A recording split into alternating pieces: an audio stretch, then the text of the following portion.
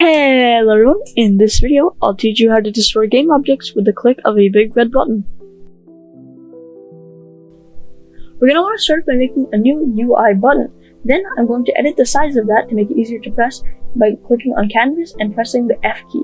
Now I'm going to scale it up and drag an image into it to make it look nicer. I'm also going to scale the canvas to scale by screen size and set the match to 0.5. Now we're going to want to adjust the size of the button a bit more in case you haven't already done that, like me, and then I'm going to go into the game area and make a new game object, which is the one that we're going to destroy, which in this case is going to be a big red cube. And I'm also going to change the color of the background because the default blue is ugly. Now I'm going to go to the button and add the destroy script, which I'm going to call bye bye.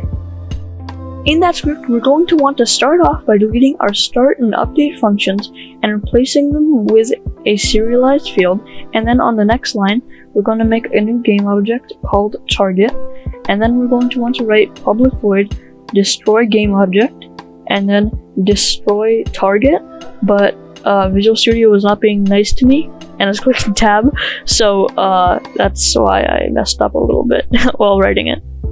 Anyways, now we're going to want to add that to our button, so we're going to want to drag in our target into the bye bye script, in this case the square, and then we're going to want to add a new on-click event, and we're going to drag in the script into that area, and then we're going to want to click destroy game object, and now when we click the button, the game object goes bye bye.